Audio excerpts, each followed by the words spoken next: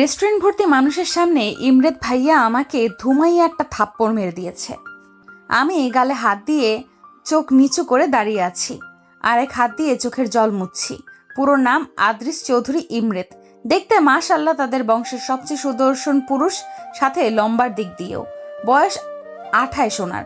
Always গম্ভীর মুখের আর formal লুকে থাকা ওনার অভ্যাস। কথা এত বেশি কমও বলে যে সব কথার ওনার হ্যাঁ বা না এর মধ্যেই শেষ।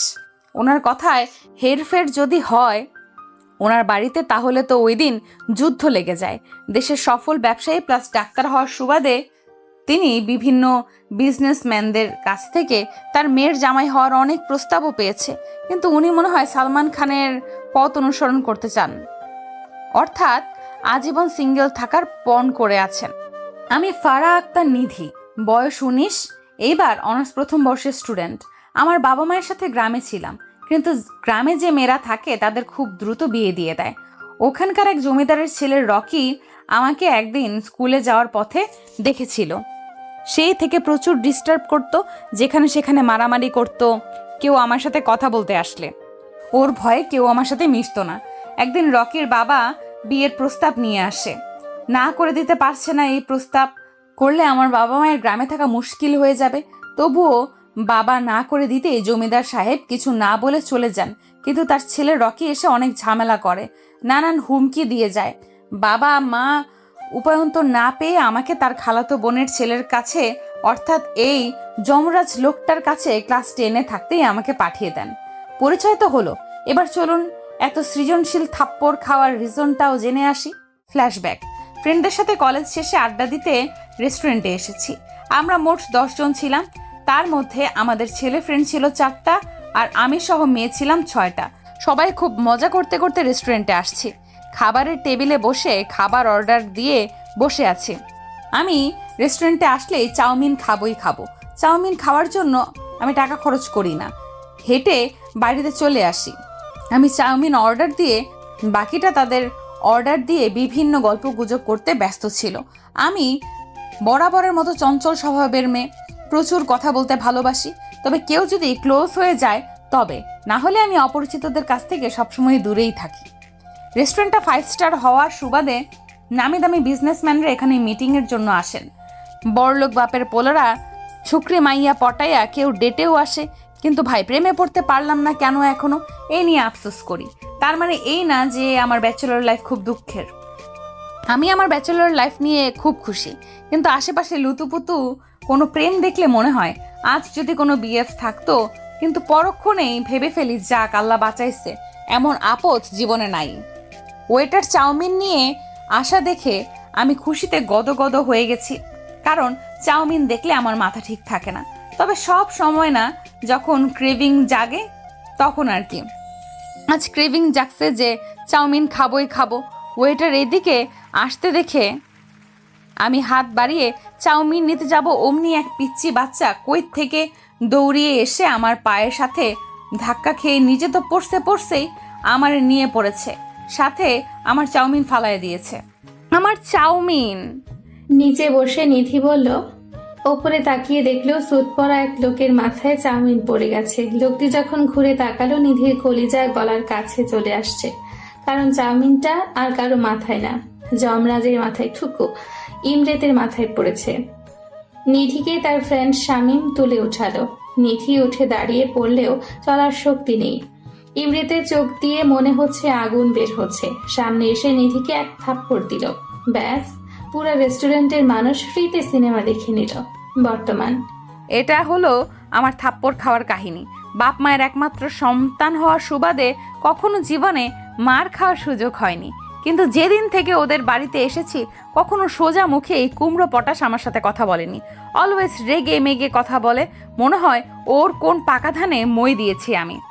একে তো থাপ্পড় খাওয়ার জন্য গালটা ভীষণ জ্বলছে, কান্না আসছে খুব, কেঁদেও যাচ্ছি, চোখও মুচ্ছি, আবার চাউমিন আমার পড়ে গিয়েছে দেখে আরো ভ্যা করে কাঁদতে লেগেছি। বাসায় আসছে নিধি, কিন্তু ভেতরটা ধুকপুক করছে ভীষণভাবে, কারণ মার খেয়েছে বাইরে ঠিকই, কিন্তু বাড়িতে ওনারই। আবারও যদি থাপ্পড় মারে। থাপ্পড়ের কথা মনে হতেই অটোমেটিক গালে হাত চলে গেল নিধির। কোনো রকমের ভেতরে আসলো সে। পেছন দিক থেকে দুইটা পিচ্চি হাত নিধির কোমর ধরে বলল। ফুপি ধরে ফেলেছি। নিধি ফিক করে হেসে দিয়ে বলল। কে এমন দুঃসাহস করলো? আমি এই বাড়ির রাজকন্যা। বলেই সামনে এসে নিজের দুই হাত কোমরে রেখে বলল। নিধি বাচ্চাটাকে কোলে নিয়ে এই পাক দিয়ে বলল। কেমন আছে আমার রাজকন্যা? বলবো কেন? সকালে না দেখা দিয়ে তুমি চলে গেছিলে কেন? পিচি বলে উঠল। সরি পরি, আমি আসলে যখন তোমার ঘরে যাই তখন তুমি ঘুমিয়েছিলে, তাই আমি না ডেকেই চলে আসি। নিধি মাসুমের মতো মুখ করে বলল। আচ্ছা আচ্ছা থাক, আমাকে ইমোজির মতো ব্ল্যাকমেল করতে হবে না। পিচিটা বলল। ইমোজি আবার কি? নিধি অবাক হয়ে বলে উঠল। ও মা, তুমি ইমোজি চিনো না? মা যখন রাগ করে বাবা তখন এইভাবে ইমোজির মতো ব্ল্যাকমেল করে। পিচি বলল। এতক্ষণে নিধি বুঝতে পারলো ও কিসের কথা বলছে। মামুনি, ওটা ইমোজি না, ইমোশনাল ব্ল্যাকমেল হবে। মাথায় হাত দিয়ে ওই হলো ব্ল্যাকমেল আছে তো নাকি? মুখ ভেঙচিয়ে বলল পিচি। মাহি, পেছন থেকে ডাক পড়ল। জি, অর্থাৎ মাহি আমার জামার পেছনে লুকিয়ে পড়লো আর বলল, সামনে এসে 28 বছর বয়সী নারী আসলো। ইনি হলেন ভাবি, অর্থাৎ ইমরেদ ভাইয়ার ভাবি, মেহবুব ভাইয়ার বউ। ইমরেদ ভাইয়ারা দুই ভাই, বড়টার বউ হচ্ছে মেহবুব ভাই। মেহবুব ভাইয়ের বউয়ের নাম স্মৃতি ভাবি। ভীষণভাবে ভালো উনি। এই নিধি, মাহিকে দেখেছ? নুডলসের প্যাকেট খুলে গার্ডেনে যে ছড়িয়ে আসছে। আজ ওর একদিন কি আমার একদিন। নিধি কিছু বলতে যাবে তার আগে ভাবি খপ করে মাহির হাত সামনে টেনে নিয়ে আসলো। রাগী চোখে মেয়ের দিকে তাকালে মাহি টুপ করে তার মায়ের গালে চুমু খেয়ে বলল, সরি মা। এরকম কাজ করলে কেউ কি আর রেগে থাকতে পারে? স্মৃতি ভাবিও হেসে দিল। মায়ের হাসি দেখে মাহি এক দৌড় দিল। আরে আসতে বাবা, পরি চাপাতো। স্মৃতি বলল। নিধি মা মেয়ের মুহূর্ত উপভোগ করছিল। ইস, সে যখন গ্রামে থাকতো তার মায়ের সাথে কতই না দুষ্টুমি করত। তুমি এমন গালে হাত দিয়ে আছো কেন? স্মৃতি ফ্রুকুচকে জিজ্ঞেস করলো। নিধি কি বলবে বুঝতে পারছে না, ভ্যাবাচাকা খেয়ে বসে আছে। আর বলবেই বা কি, যে তার গুণধর দেবর সামনে থাপ্পড় মেরেছে। মানে আজ র‍্যাগ ছিল কলেজে, কাকে র‍্যাগ দিয়েছিল কে জানি, তার জন্য থাপ্পড় আমি খেয়েছি। নিধি নিয়ে বিনিয়ে বলে উঠল। স্মৃতি গালের হাত সরিয়ে দেখলো 5টা আঙ্গুলের দাগ একদম বসে গেছে। ফর্সা মুখে মনে হচ্ছে লাল রক্ত জমাট বেঁধে গেছে।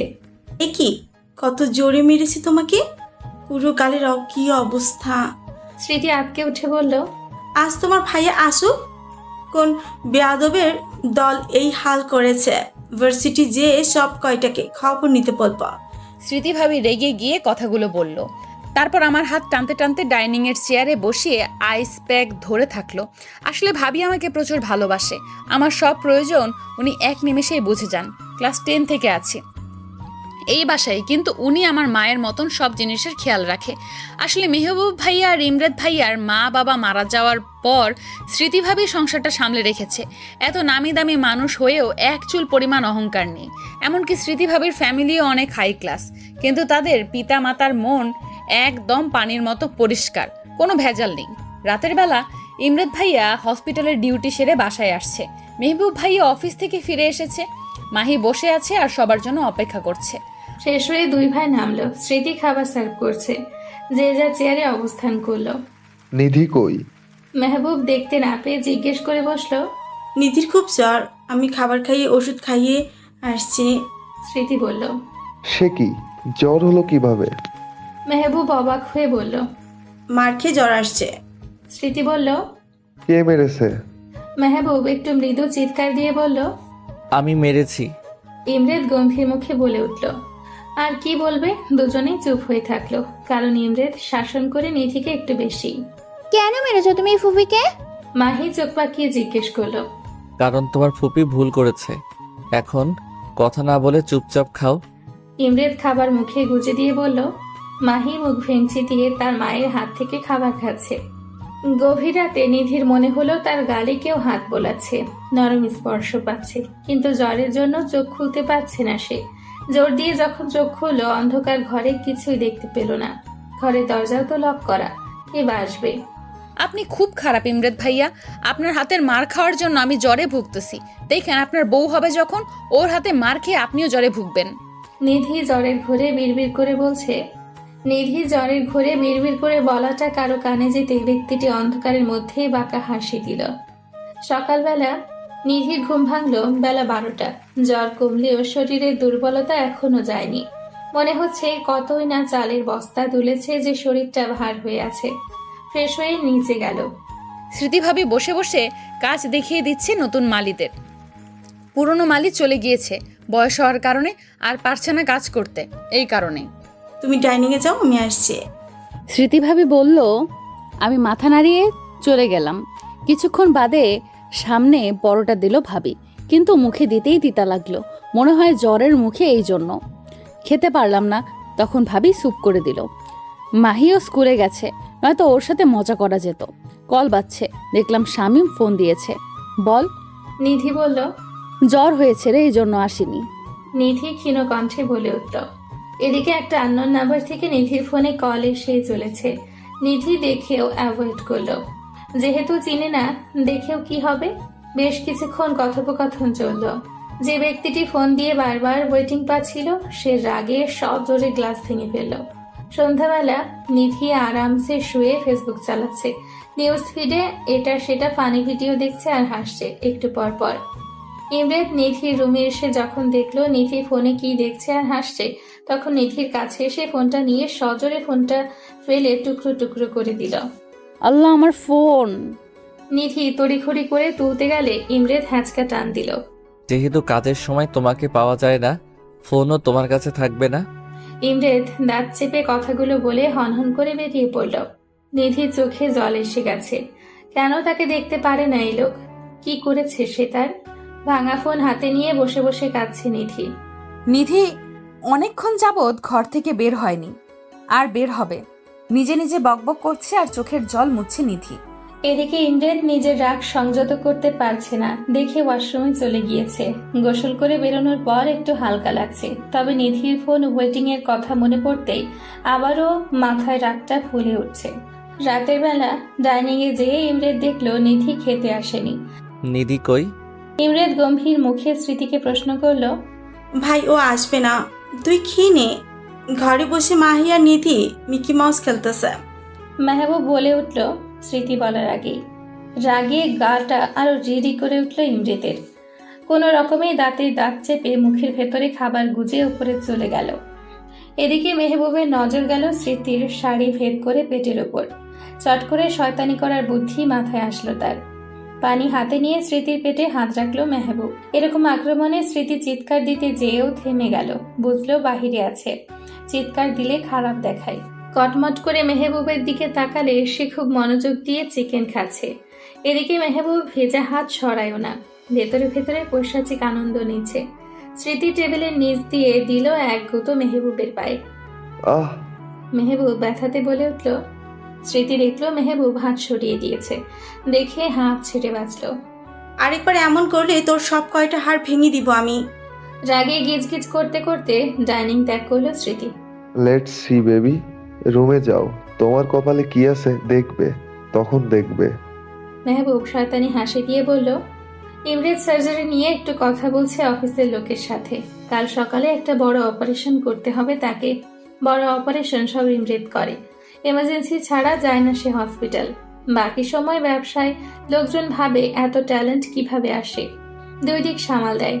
ইমরান কথা বলতে বলতে চোখ আটকে গেল সামনের বেলকনিতে নিধি ইজি চেয়ারের ওপর গুটিসুটি মেরে মাহিকে বুকের ওপর রেখে ঘুমিয়ে গেছে।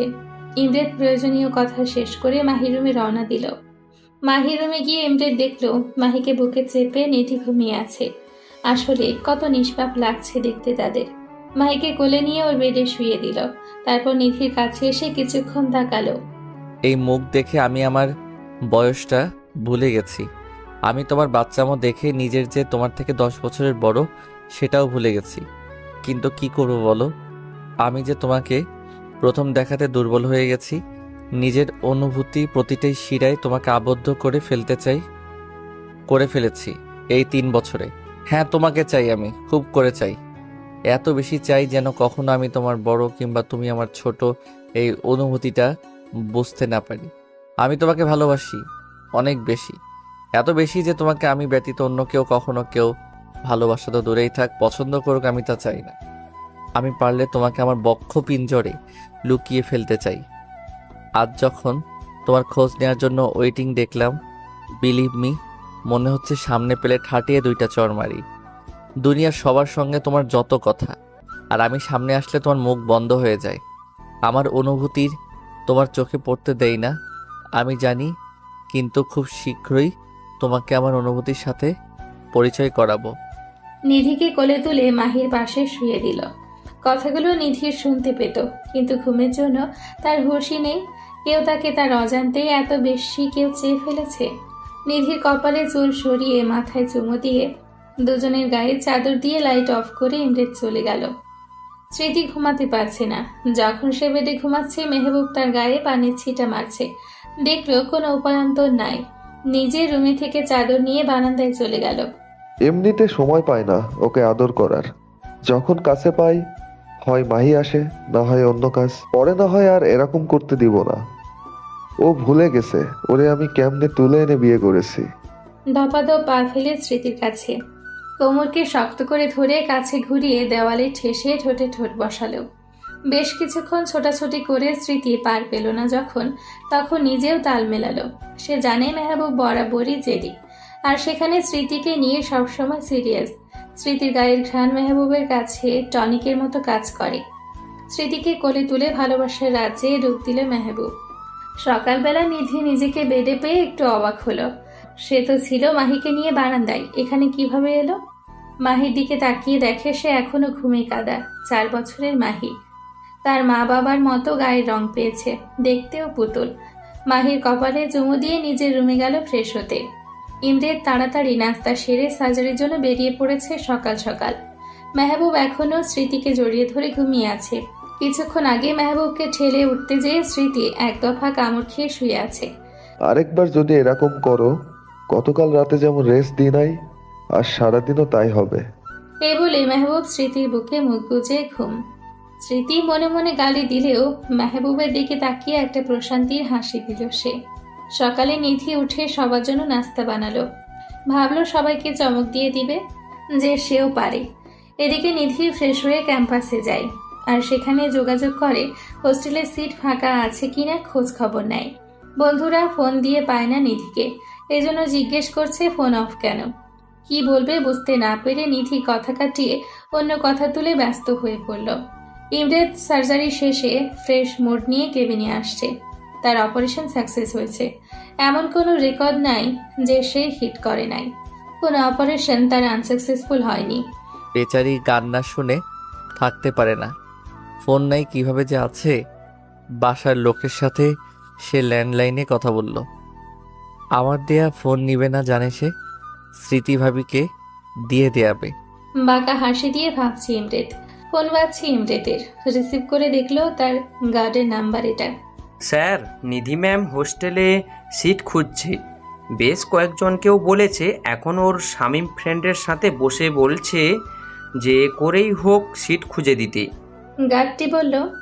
গার্ডের কথাগুলো শুনে ইমরেতের ভালো মুডটা নিমিষেই বিষে পরিণত হলো। মাথার মধ্যে মনে হচ্ছে দপ করে আগুন জ্বলে উঠল। রাগগুলো কেমন চাড়া দিয়ে উঠছে। আজ এর বিহিত করেই ছাড়বে সে। ও যেন সিট খুঁজে না পায়। আর শামীম ছেলেটারে একটা ধোলাই দাও, যেন হসপিটালে 1 মাস থাকে। খরচ নিয়ে নিও, অফিসে এসে গট ইট।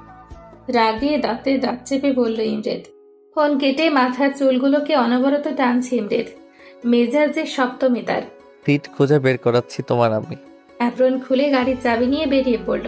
কলেজে নিধি কলেজের সামনে রিক্সার জন্য ওয়েট করছে, কিন্তু এই ভর দুপুর এসে রিক্সা পাচ্ছে না। এমনিতেও হস্টেলের সিট খোঁজার চক্করে অনেক লেট হয়ে গেছে। নিধির সামনে একটা গাড়ি এসে থামলো। নিধি দেখে অ্যাভয়েড করলো। কিছুটা দূরে সরে এসে আবারও রিক্সা খোঁজার জন্য ব্যস্ত হয়ে পড়ল। গাড়ির ভেতরের মানুষটা বেরিয়ে এসে নিধির হাত এত শক্ত করে ধরল, টেনে হিচড়ে নিয়ে যাচ্ছে। গাড়ির ভেতরের মানুষটা আর কেউ নয়, ইমরেত। ফর্সা মুখ রোদে একদম চকচক করছে, কিন্তু মুখ লাল হয়ে গেছে রাগে। আরে ইমরেত ভাইয়া ছাড়েন, কই নিয়ে যান ভাইয়া? আমি যাব না। আজব লোক, আপনি শুনতে পান না? নিধি বলেই যাচ্ছে আর হাত মুচড়াচ্ছে। ইমরেত নিধির মুখে ভাই ডাক শুনলে ক্ষেপে যায়, কিন্তু কিছু বলেনি এতদিন। আজ এমনিতেও মেজাজ গরম, ভাইয়া ডাক শুনে আরো চেতে গেছে সে। গাড়ির দরজা খুলে নিধিকে ধাক্কা দিয়ে বসালো। নিধি হাতে ব্যথা পেয়েও ভয়ে কিছু বলছে না, কারণ ইমরেতের এই রূপ কখনো সে দেখেনি। ইমরেত নিজেও গাড়িতে বসে পড়ে, নিধির দিকে ঝুঁকে সিট বেল্ট লাগালো। প্লিজ ভাইয়া গাড়ি চালাবেন না, আমি বাড়ি যাব। নিধি এক প্রকার ভয়ে বলেই দিল। নিয়ে যাওয়াচ্ছি বাড়ি। দাঁতে দাঁত চেপে বলল ইমরেত। স্মৃতি মাত্র গোসল সেরে বের হলো। কাল রাত থেকে মেয়ের দেখা পায়নি সে। তাড়াহুড়ো করে বের হয়ে খুঁজছে মাহিকে।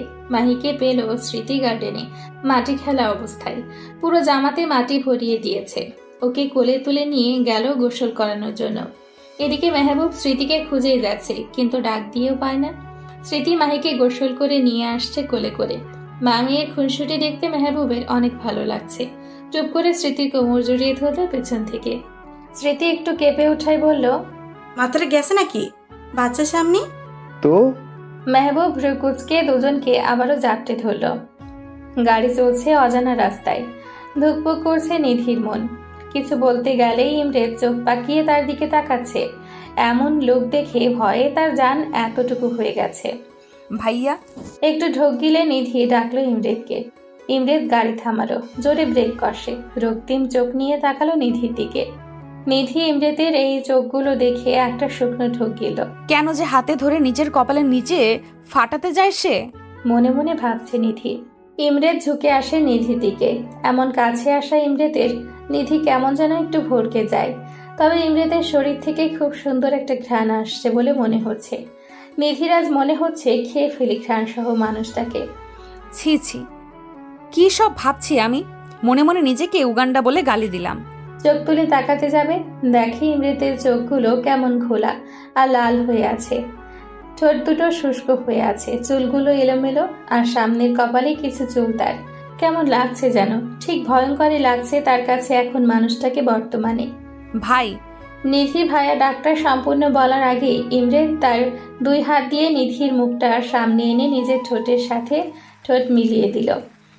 এমন অ্যাটাক করায় নিধি হজম করতে না পেরে চোখগুলো ডিমের মতো বড় বড় করে দিয়েছে। ইমরেতের এক হাত আমার কোমরে চলে গিয়েছে, আরেক হাত আমার চুলটা শক্ত করে ধরে আছে। আমার মনে হচ্ছে হাওয়াতে ভাসছি আমি। শরীরটা প্যারালাইজড লাগছে আমার কাছে, নিয়ন্ত্রণ নাই আমার শরীরের আমার কাছে। এরকম কেন লাগছে? এরকম ইমরেত ভাইয়া করলো কেন? উনি তো আমার দেখতেই পারে না, তাহলে এরকম করে চুমু খাচ্ছে কেন? বিভিন্ন প্রশ্ন আমার মনে ঘুরপাক খাচ্ছে। ওর অপর পাশে আমার ঠোঁটের উপর নিজের ঠোঁট বিলীন করে যাচ্ছে। মনে হচ্ছে এই দিনটার জন্য সে অপেক্ষায় ছিল। অনেকক্ষণ হয়ে যাচ্ছে, কিন্তু ইমরেতের সরে আসার নাম নেই। আমার মনে হচ্ছে ঠোঁট মনে হয় আর নাই। একটু সরে আসতে চাইলে ইমরেত আমার উপর উঠে পড়ে গাড়ির সিটের সাথে চেপে ধরে, নিজের মতো করে চুমু খেয়ে যাচ্ছে। বেশ কিছুক্ষণ পর ইমরেতের ঠোঁটের যুগলবন্দি থেকে নিধি মুক্তি পেল। নিধি আগে ঠোঁটে হাত দিচ্ছে, তার ঠোঁট আছে নাকি গায়েব হয়ে গেছে। হাত দিয়ে দেখলো আছে, কিন্তু জ্বলছে খুব। ইমরেত গাড়ির সিটে হেলান দিল, মাথা উপরের দিকে তুলে চোখ বন্ধ করে জোরে জোরে নিঃশ্বাস ফেলছে। নিধিও তাই। ইমরেত চোখ বন্ধ অবস্থায় বলে উঠল, এইভাবে আমার ভিতর অধিকার আমি কখনো কাউকে দেইনি, কিন্তু তুমি যখন থেকে লাইফে আসছো আমার ভিতরটাকে প্রতিনিয়ত পুড়িয়ে ছারখার করছো। এর উত্তর আছে তোমার কাছে? নিধি এই কথা শুনে ভ্যাবলার মতো তাকিয়ে আছে ইমরেতের দিকে। কথাগুলো তার মাথার উপর দিয়ে যাচ্ছে। ইমরেত আবারও বলা শুরু করলো, আমি তো চাইনি তোমাকে ভালোবাসতে। কেন বাধ্য করলে আমার বাসায় এসে আমাকে তোমার মাতাল করা প্রেমে ফেলতে? বলো কেন করলে? চিৎকার করে বলল ইমরেত। একে তো ইমরেতের কথা তার মাথার উপর দিয়ে যাচ্ছে, দ্বিতীয়ত ইমরেত যে তাকে ভালোবাসে এটা শুনে মনে হচ্ছে কেউ তাকে 10 তলা থেকে ফেলে দিয়েছে। ইমরেত নিধির কাছে এসে তার ঠোঁটে হাত বোলালো বৃদ্ধা আঙ্গুল দিয়ে। নিধি এমন ছোঁয়াতে একটু কেঁপে গিয়ে সরে বসলো। খুব জ্বলছে তাই না বেবি? ইমরেত ঘোর লাগা কণ্ঠে বলছে। বেবি শুনে মনে হচ্ছে নিধি ঝটকা খাইছে। মনে হচ্ছে ওড়াধরা কাঁদতে পারলে হতো। ঠোঁটটাকে একটু চেপে ধরল ইমরেত। জ্বলছে এমনিতেই, তার উপর চেপে ধরাতে নিধি আসলে একটু ব্যথা পেয়েছে। এই জ্বলা ব্যথা সহ্য করে নাও। আমি এতদিন সহ্য করে এসেছি। নাও ইয়োর টার্ন। যে দহনে আমি পড়েছি বা পুড়ছি, এখন আমার এই আক্রমণগুলো দিয়ে তোমাকে মারবো। ইমরেদ কথাগুলো বলে ফোনে কাকে কল দিল। কাজ হয়েছে? ইমরেদ জিজ্ঞেস করলো তার গার্ডকে। Good job. বলেই ফোন কেটে দিল ইমরেদ। আবারও নিধির দিকে তাকালো, সে চুপচাপ বসে আছে। প্রশ্ন অনেক চলছে তার মনে, কিন্তু জিজ্ঞেস করার সাহস সে পাচ্ছে না। ছোট মাথাতে এত চাপ নিও না। চাপ নিতে এতই ইচ্ছা হইলে আমাকে নাও, আমাকে নিয়ে ভাবো, বাট ডোন্ট ইউ থিঙ্ক সেখানে আমার জায়গাতে ভুল করে অন্য কারো বিচরণ হোক। আর ভাইয়া ডাকার এই বোকামিটা নেক্সট টাইম করবা না, আদারওয়াইজ এর থেকে রেজাল্ট খারাপ করে দিব তোমার। আর জাস্ট কেবল তো শুরু, তোমার কাছে এই সব আমার অনুভূতির সংমিশ্রণগুলো তুমি এখন থেকে টের পাবে। বাঁকা হেসে গাড়ি চালালো ইমরেদ। আল্লাহ সব ছেড়ে মানুষরূপী ডাক্তার দানব আমার উপরে আছাড় খেয়ে পড়লো। নিধি নিজের মনে কথাগুলো বলছে। বাড়ি পৌঁছালো তারা দুজন। ইমরেদ গাড়ি থেকে নেমে টেনে নিধিকে নামালো। নিধি এক প্রকার রোবটের মতো ইমরেদের সাথে হাঁটছে। হাত ছোটাতে চাইলে ইমরেদের এক ধমক। সাহস দেখানোর ভুল করো না। মাহি দেখছে তার ছোট চাচু কিভাবে তার নিধি ফুপিকে ওপর নিয়ে যাচ্ছে। সে তখন লিভিং রুমে রং পেন্সিল দিয়ে কাগজ কলমে কি আঁকছিল। নিধি রুমে এসে নিধিকে সামনে দাঁড় করালো, আয়নার সামনে ইমরেদ। এই যে এখানে তোমার অবস্থান, আর এখানেই থাকতে হবে তোমাকে। কানে গেছে? না গেলে ঢুকিয়ে নাও। হোস্টেলের সিট খোঁজা কিংবা অন্য জায়গাতে শিফট হওয়ার কথা মাথা থেকে বের করে ফেলো। আর মাইন্ড ইট, আমার কথার খেলাপি করলে আমার নেক্সট অপারেশনের শিকার তুমি হবে। You know that I am best in this. আর সব সো কল্ড ছেলে বন্ধুদের সাথে মিশা বন্ধ। আর কারো পাশে যদি বসতে দেখি অবস্থা খারাপ করতে 0 সেকেন্ড ভাববো না আমি। ইমরেদ কথাগুলো বলার শেষে নিধির বাম হাতে একটা কামড় দিয়ে চলে গেল। নিধি হাত চেপে ধরে বলল, আস্ত একটা সার্জার ডাক্তার রাক্ষস। ইমরেদ দরজা থেকে হালকা মুখ বের করে বলল, অনলি ফর ইউ বেবি। নিধি মুখে হাত দিল। সাথে সাথে ইমরেদ চোখ টিপ দিয়ে চলে গেল। নিধি গোসল সেরে অনেকক্ষণ আগে থেকে ঘরে বসে আছে, দরজা লক করে। তার সাহস জাগছে না বাইরে যাওয়ার। নিধি চুলে গামছা পেঁচিয়ে বসে আছে, ভালো লাগছে না কিছু তার। ফোনটাও নেই যে অনলাইনে কিছু দেখবে সে। ইমরেদ গোসল সেরে নিচে গেল, কিন্তু সবাই নিচে থাকলেও নিধি নিচে নামে নাই। দেখে একটু ভ্রু কুঁচকালো। মামুনি, তুমি একটু উপরে যাও, গিয়ে তোমার নিধি ফুপিকে ডেকে নিয়ে আসো তো।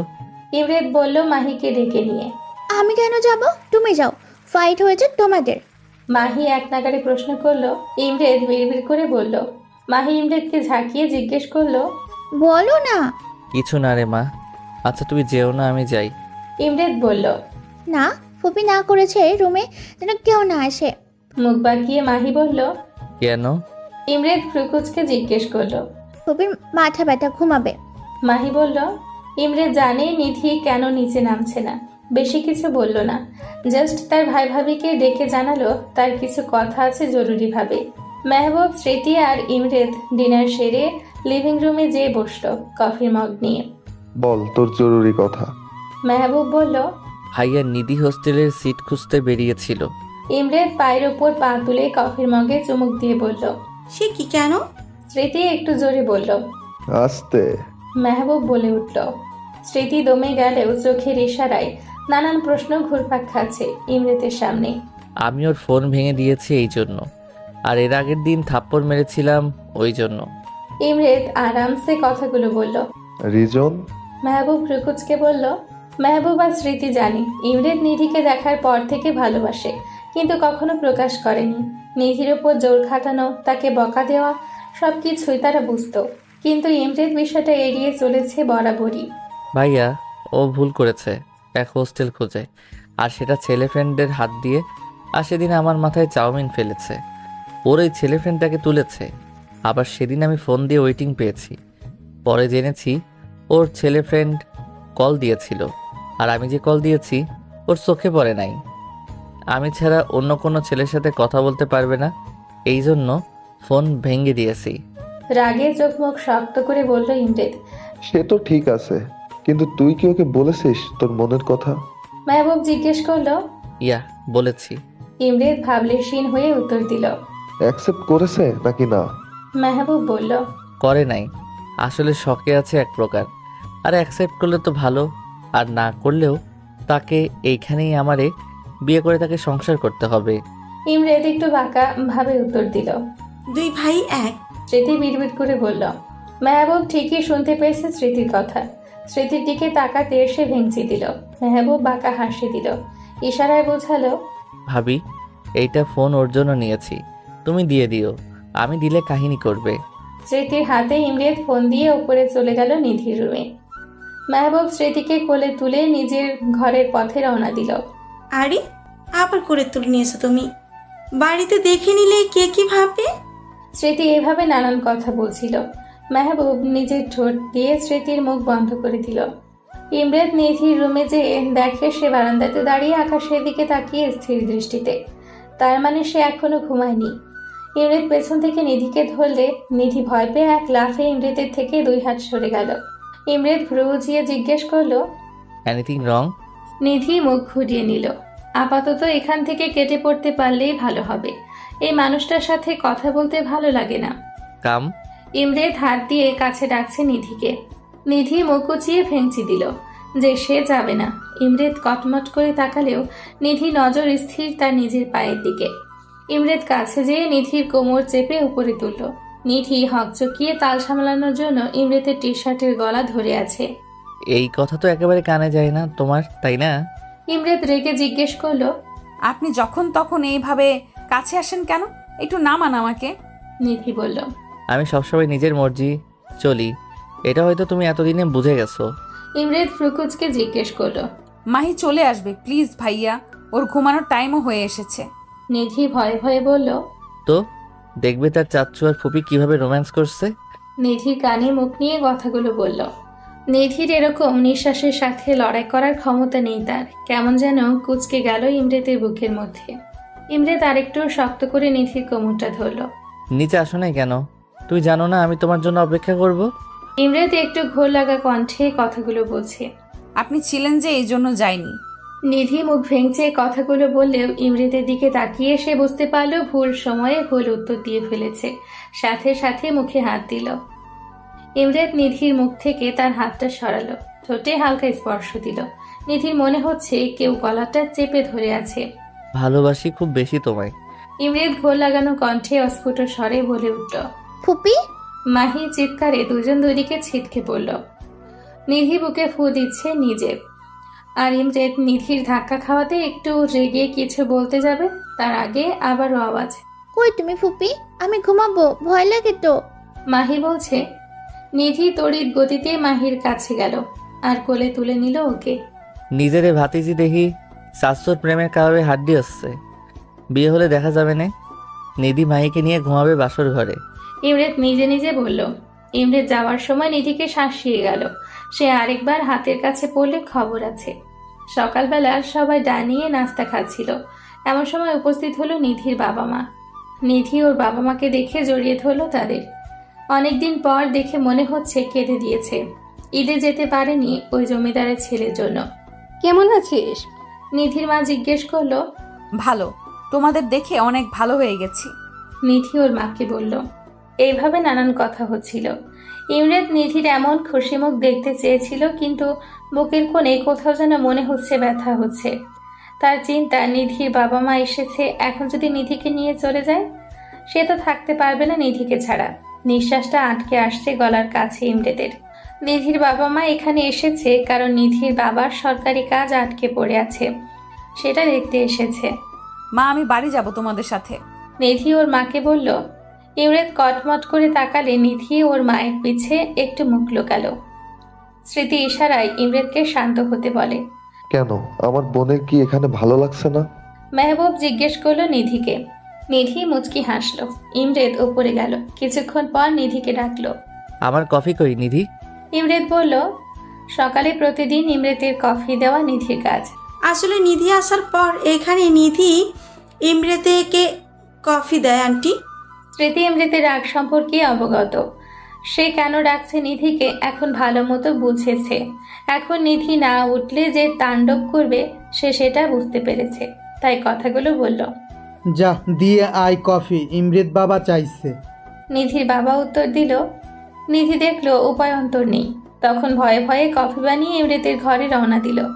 নিজের বুকে ফু দিল যেন যমরাজ তার জমগিরি না তুলে। স্মৃতি, মেহবুব, রফিক এবং রুবার সবাই নিচে কথা বলছে। নিধির বাবা মায়ের নাম। মাহি বসে আছে নিধির মায়ের কোলে। আসলে আঙ্কেল, আপনার সাথে একটু জরুরি কথা ছিল। মেহবুব বলে উঠল। লিভিং রুমে মেহবুব, স্মৃতি আর নিধির বাবা মা বসে আছেন। মাহি বাহিরে তার নানির সাথে খেলছে। হ্যাঁ বাবা বলো। নিধির বাবা চায়ের কাপ টেবিলে রেখে বলল। নিধির বিয়ে শাদির কথা কি কিছু ভাবছেন? মেহবুব জিজ্ঞেস করলো। আসলে বাবা, বিয়ে তো অনেক আসছে, কিন্তু জমিদারের ছেলের জন্য সবগুলো ভেঙে যাচ্ছে। যে প্রস্তাব দিচ্ছে সে পরিবারকে মারার হুমকি সে দিয়ে আসছে। নিধির বাবা একটু চিন্তিত স্বরে বলল। না জানি আমার মেয়েটার কপালে কি আছে। নিধির মা হতাশ সুরে বলল। নিধির বিয়ে আমি আমার ভাই ইমরেতের সাথে দিতে চাই। মেহবুবের সোজা সাপটা উত্তর। নিধির বাবা মা প্রস্তাবটা শুনে ভরকে গেল। তাদের মতো সামর্থ্য নেই যে বড় ঘরে মেয়ে দিবে। চৌধুরী পরিবার এই শহরে সবচেয়ে ধনী পরিবার, সেটা লোকমুখে শোনা যায়। এই প্রস্তাবে তারা যে অপ্রস্তুত হয়েছে স্মৃতি সেটা বুঝতে পেরেছে। আঙ্কেল, আমাদের ইমরেত খুব ভালো। সে নিধিকে সেই 4 বছর থেকে ভালোবাসে। সে এখানে আসার পর ইমরেতের মধ্যে আমরা যতটা চেঞ্জ দেখতে পাই তা কখনো দেখিনি। আপনি ভাববেন না আমরা জোর করছি। ইমরেত নিধিকে নিয়ে কতটা দুর্বল আমরা দেখতেই পাই সেটা। আর নিধিকে প্রচণ্ড ভালোবাসে। নিধিকে ছাড়া অন্য কাউকে এখন পর্যন্ত বিয়ে করতেও চায় না। বিয়ে নামক শব্দ শুনলে রেগে যায় সে। নিধিকে আমরা আমাদের বাড়ির ছোট পুত্রবধূ হিসেবে চাই আঙ্কেল। স্মৃতি নিধির মায়ের হাত ধরে কথাগুলো বলল। নিধির বাবা মায়ের মনে হচ্ছে আকাশের চাঁদ হাতে পেল, সেই সাথে সৎ পাত্র নিজের মেয়ের জন্য পেল। বুক থেকে অনেক বড় একটা পাথর যেন মনে হলো সরে গেল তাদের। নিধির বাবা মাও কথা পাকা করে দিল যে ইমরেতের সাথে নিধির বিয়ে দিবে। মেহবুব স্মৃতির দিকে চোখ টিপ দিল। স্মৃতি বেচারি লজ্জা পেয়ে মিষ্টি আনতে গেল। তাদের মধ্যে এই কথা হলো, নিধির প্রথম বর্ষ পরীক্ষা শেষে বিয়ে দিবে দুজনের। ততদিন কথাটা নিধির অজানা থাকুক। অহেতুক চাপ নিয়ে পরীক্ষা খারাপ করুক তার দরকার নেই। ইমরেতের রুমে নিধি কফি নিয়ে গেছে। রুমে নক করলো, কিন্তু রেসপন্স না আসাতে ফিরে আসতে গেলে নিধিকে টেনে ইমরেত রুমের ভেতরে নিয়ে দরজা লক করে দিল। এভাবে হ্যাঁচকা টান পড়াতে নিধির হাত থেকে কফির মগ পড়ে ভেঙে গেছে। আরে দিলেন তো মগটা ভেঙে। নিধি মুখ না তুলে কফির মগের দিকে তাকিয়ে কথাগুলো বলল। ইমরেতের সারা শব্দ না পেয়ে নিধি যখন মুখ তুলে উপরে তাকালো তখন ইমরেতের মুখটার দিকে তাকালো। ইমরেতের মুখ দেখে সে ভীষণ ভয় পেয়ে গেল। ইমরেতের মুখ ভীষণ লাল, দেখে মনে হচ্ছে মাথায় খুন চেপে আছে তার। ইমরেতকে এভাবে দেখে নিধির ভয়ে হাত পা ঠান্ডা হয়ে আসছে, সরতে পারছে না। সাহস কি করে হয় তোমার বাড়ি যাওয়ার নাম নেয়ার? আমি যে না করেছিলাম তুই শুনতে পাওনি? আমি যে তোমাকে ছাড়া কিছু ভাবতে পারি না, থাকতে পারি না, এটা কি বোঝো না তুমি? ইমরেত চিৎকার করে বলছে। দেখুন। নিধি তোতলাতে তোতলাতে বলল। কি দেখবো বলো, বলো কি দেখবো?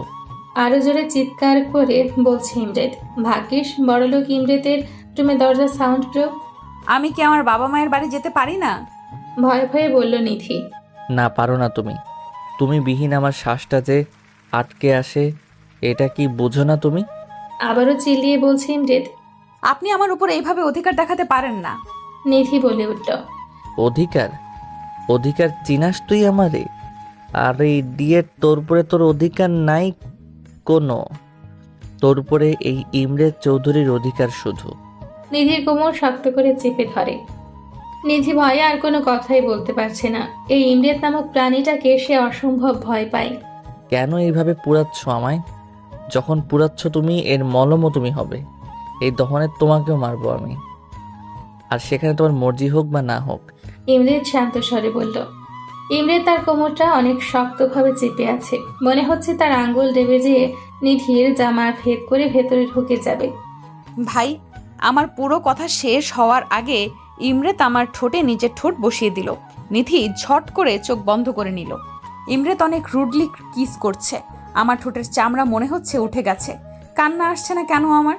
কেন বুকটা ধকধক করছে আমার এমন চুমুতে? কেন সরাতে পারছি না? অপরদিকে ইমরেত কন্যের সাথে জড়ালো সে। কেন এই নিধি নামক নেশাতে মেতে উঠেছে, ছোটাতে চাইছে না, আরো তীব্রভাবে তার সাথে নিজেকে গ্রাস করে ফেলছে। হ্যাঁ, আমার নিধিকে চাই, যেইভাবে হোক চাই। সে না চাইলেও তাকে আমার চাই।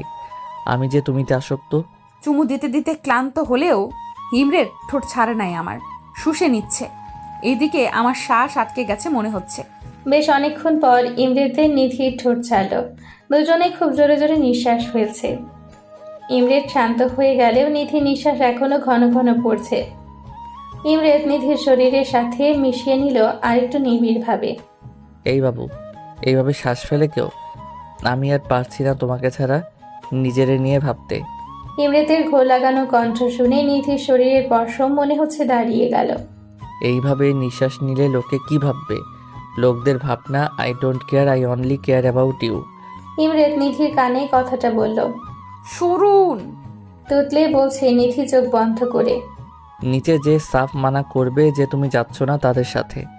যদি আমার কথার অপোজিট করো, আমি নিজেও জানি না তোমার কি করব আমি। ইমরেত চোখ মুখ শক্ত করে বলল। নিধি ঠোঁট মুছে দিল ইমরেত আলতো করে। নিধি এমন ছোঁয়াতে শিউরে উঠল। নিধি বাইরে যাওয়ার জন্য পা বাড়ালে ইমরেত পেছন থেকে নিধিকে ধরে ওর ঘাড়ে মুখ ডোবায়। নিধি থরথর করে কাঁদছে। তোমার ঘ্রাণে, তোমার ঠোঁটে, তোমার চুলে মাদকতা কাজ করে আমার জন্য। আর এই মাদকতাতে আমি তীব্রভাবে আসক্ত। ছুটবে না কখনো, আর না আমি ছোটাতে চাই। নিধির ঘাড়ে মুখ রেখে বলল ইমরেত। নিধি যখন নিচে নামে তখন দেখে ইমরেত খুব আয়েশ করে যমরাজ লুকে সবার সাথে খোশ গল্প শুনতে বিজি। আস্ত দানব, ঠোঁটটা কত ব্যথা করছে এখনো। নিধি অসহায়ের সাথে বিড়বিড় করলো। স্মৃতি নিধির ঠোঁটের দিকে নজর গেলে দেখে নিধির ঠোঁট অনেক ফোলা। ইমরেতের দিকে তাকিয়ে বুঝলো এই কিছু একটা করেছে। দুই ভাই একই, মানুষজন বোঝে না। মেহবুব মাহিকে কোল থেকে নামিয়ে স্মৃতির উদাম পেটে হাত দেয় সবার আড়ালে। স্মৃতি শিউরে উঠেও নিজেকে সামলে নিল। মেহবুবের দিকে রেগে তাকালেও মেহবুবের কোনো ভাবান্তর নেই, মনে হচ্ছে সে কিছুই করেনি। স্মৃতি হালকা করে হাত উঠিয়ে সবার মনোযোগের আড়ালে মেহবুবের পেটে দিল কোনো দিয়ে ধাক্কা। মেহবুব আউচ বলতে যেয়েও মুখে রেখে দিল ব্যথাটা, কারণ সামনে সবাই আছে। নিধি তার মায়ের পাশে গুটিসুটি মেরে বসে আছে। ইমরেত তার সামনে চেয়ারে পায়ের ওপর পা তুলে কফি খাচ্ছে আর নিধির দিকে মগ্ন হয়ে আছে। নিধি আর চোখে তাকালেও বুঝতে দিচ্ছে না ইমরেতকে, কিন্তু ইমরেত নিধির আর চোখে দেখাটাকে বুঝতে পেরে বাঁকা হাসি দেয়। নিধির বাবা মাকে আর বলতে পারল না যে তাদের সাথে যেতে চায়। যখনই তার মাকে সে কিছু বলতে চাইছে তখনই ইমরেত তার দিকে চোখ রাঙিয়ে তাকাচ্ছে। বেচারা নিধি না গিলতে পারছে না ইমরেতকে হজম করতে পারছে। এদিকে স্মৃতি ইমরেতকে সবার আড়ালে হাসতে হাসতে নিয়ে যায়। যার জন্য এত আমার গম্ভীর মুখ দেব ডেসপারেট হয়ে আছে, তাকে সারা জীবন তোমার করার জন্য তার বাবা মা তোমার ভাইকে কথা দিয়ে দিয়েছে। ওনারা কথা না দিলেও আর স্মৃতি না চাইলেও আমি ঠিকই ওর প্রথম বর্ষের পরীক্ষার পর তুলে নিয়ে যে বিয়ে করতাম। ইমরেত সোজা স্টাইলে বাঁকা জবাব। দুই ভাই একই, তোমার ভাইয়ের মতোই হইলে বেচারি নিধির কপালে কি আছে? স্মৃতি জানালো ঠাট্টা সুরে। ওর কপাল ভালো আছে, একদম ডাবল রোলে পাচ্ছে হ্যান্ডসাম জামাইকে। ইমরেত নাক ফুলিয়ে বলল। স্মৃতি হেসে তাদের কাছে রওনা দিল। আর ইমরেতও খুশি, স্মৃতির বাবা মা সবকিছুই জানে আর কথাও দিয়েছে সে নিধি তার হবে। নিধির বাবার সরকারি যে কাজ আটকে ছিল, ইমরেত তার লোক দিয়ে ফাইল আইনিভাবে নিয়ে আসছে। সমস্যার সমাধানও হয়ে গিয়েছে। সন্ধ্যের দিকে নিধির বাবা মা সবাই চলে গেল। এমনিতেও নিধির বাবা মাকে এতদিন পর দেখতে পেয়েছে। জমিদারের ছেলের জন্য দেখতে যেতে পারে না গ্রামে। কান্নাকাটি করে বিদায় দেয় নিধি তার বাবা মাকে। নিধি নিজে চোখ ফুলিয়ে ফেলেছে। ইমরেত ইশারাতে না করেছে কাঁদতে, কিন্তু নিধি যতবারই ইমরেতের দিকে তাকিয়েছে ততবারই আরো জোরে কেঁদেছে। মাহি বারবার এসে চোখ মুছে দিচ্ছে। ও ফুপি, তুমি কেঁদে দিলে কিন্তু আমিও কাঁদবো। সে জানায়। মাহির এমন কথা শুনে নিধি মাহির সামনে না কাঁদলেও রুমে যেয়ে ঠিকই কাঁদছে। স্মৃতি রাতে খাবারের জন্য ডাকলে দেখে কাদার জন্য মাথা ভার হয়ে গেছে, এখন আর উঠতে পারে না। আমি খাবো না ভাবিপু প্লাস আপু, আমি ভালোবেসে ডাকি, তোমরা খেয়ে ঘুমাও, আমার মাথা ধরেছে। স্মৃতি নিচে এসে ইমরেতকে জানালো। ইমরেত জানায় তারা খেয়ে নিয়ে ঘুমিয়ে যেতে, নিধিকে উনি খাওয়াবে। ইমরেত অফিসের কিছু কাজ ছেড়ে হসপিটালের কিছু খোঁজ নিয়ে খাবার নিয়ে নিধির রুমে গেল। নিধির রুমে যেয়ে ইমরেতের শ্বাস আটকে যাওয়ার মতো অবস্থা। নিধির পরনের প্লাজো হাঁটু অবধি উঠে আছে, আর টি শার্টও উঠে আছে। হালকা ফর্সা পেটে দেখা যাচ্ছে, চুলগুলো এলোমেলো, কান্নার কারণে চোখে হালকা, আর নাকটা অসম্ভব লাল হয়ে আছে নিধির। I have to control my self.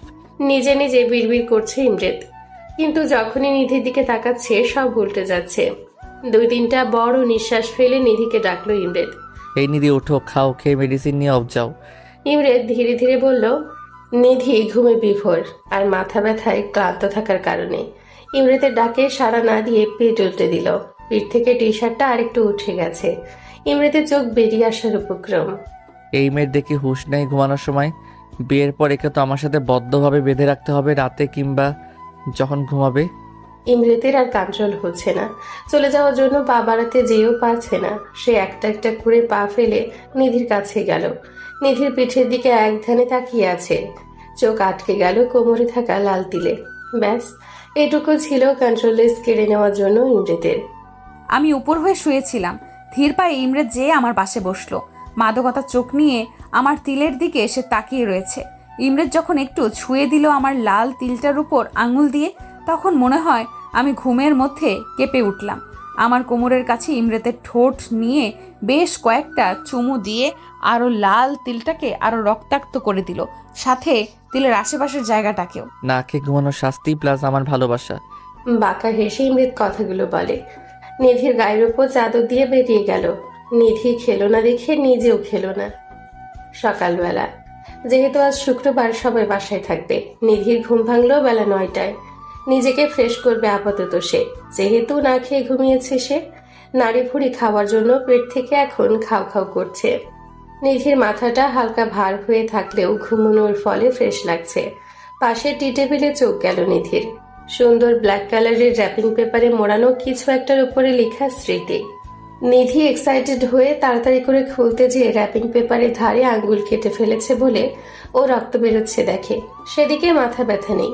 মুখে নিয়ে আঙ্গুলটাকে চুষে নিয়ে পুরো কভারটা খুলে দেখলো আইফোন 11 ম্যাক্স। নিধির মুখটা এত বড় হয়ে গেছে। খুশিতে নেচে দিল ফোন পেয়ে। কিছুক্ষণ নেচে দিল নিধি। ফোন বেডে রেখে নিধি গেল ফ্রেশ হতে। এতক্ষণ নিধি রুমে সিসিটিভি ফুটেজ দিয়ে দেখছিল ইমরেত তার ল্যাপটপের দ্বারা। নিধির এরকম বাচ্চামি দেখে সে 4 বছর আগে ঘায়েল হয়ে তার প্রেমে পড়েছিল। মুচকি হাসিতে ইমরেতকে দারুণ লাগে। যদি নিধি দেখতো। নিধি ওয়াশরুমে যেয়ে দেখলো জামা চেঞ্জ করার সময় কোমরের জায়গাতে তিলের অংশটুকু কেমন কালশিটে ভাবে লাল হয়েছে। মনে হচ্ছে কেউ ওই জায়গাটা ইচ্ছে মতো খুঁচাইছে। কিন্তু নাড়াচাড়া করে যখন হদিশ পেল না নিধি, তখন পাত্তা না দিয়ে ফ্রেশ হয়ে নিচে গেল সে। নিধি নিচে যেয়ে দেখলো স্মৃতি কিচেনে আজ রান্না করছে। আজকে তাহলে ভাইয়া কিছু আবদার করেছে, এই জন্য ভাবিবু সকাল সকাল আসছে। Thank you. স্মৃতিকে পেছন থেকে ধরে নিধি বলল। আচমকা ধরাতে স্মৃতি ভয় পেলেও নিধির বাচ্চামো দেখে হেসে দিল। তা কিসের জন্য থ্যাংক ইউ শুনি? স্মৃতি জিজ্ঞেস করলো। এই যে ফোন। নিধি হাতে থাকা ফোন দেখালো। নিধি বলল। স্মৃতি বুঝলো ইমরেত দিয়েছে তার নাম করে। গতকালই তো জানালো সে যে নিধিকে ফোন দিবে। তুমি কিভাবে জানলে ভাবিপু যে আমার ফোন ভেঙে গিয়েছে?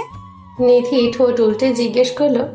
আমাকে তুই ম্যাজিশিয়ান ডাকিস না, আমি আমার ম্যাজিক দিয়ে জেনে ফেলছি।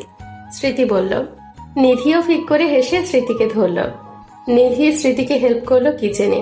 ডাইনিং এ খাবার সাজালো। সবাই খেতে আসছে নিচে। ইমরেত নিধির দিকে তাকালো। যেমন নিধিকে প্রফুল্ল দেখাচ্ছে, মনে হয় কাল কেঁদেছেও। সবাই যখন খেতে বসলো, নিধি আর চোখে ইমরেতের দিকে তাকিয়ে ফোনটা লুকিয়ে ফেলল। না জানি এই জমরাজ এই ফোনটা ও খেয়ে দেয়। ইমরেত খেয়াল করলেও মনে মনে হাসলো সে। নিধি মাহিকে কোলে নিয়ে নাস্তা খেতে বসলো লিভিং রুমে। খাওয়া শেষে সবাই লিভিং রুমে আড্ডা দিচ্ছে। নিধি মাহির সাথে খেলতে ব্যস্ত। ইমরেত নিধিকে দেখতে ব্যস্ত, আর মেহবুব স্মৃতিকে জ্বালাতে ব্যস্ত। এমন সময় এক ফ্যামিলি তাদের লিভিং রুমের এরিয়াতে উপস্থিত হয়। গার্ড এসে জানালো যখন ইমরেতকে, তখন সে পারমিশন করে আসার জন্য। ধনী পরিবার থেকে এসেছে তা বুঝলো তাদের গেটআপ দেখে। নিধি উঠে চলে গেল মাহিকে নিয়ে।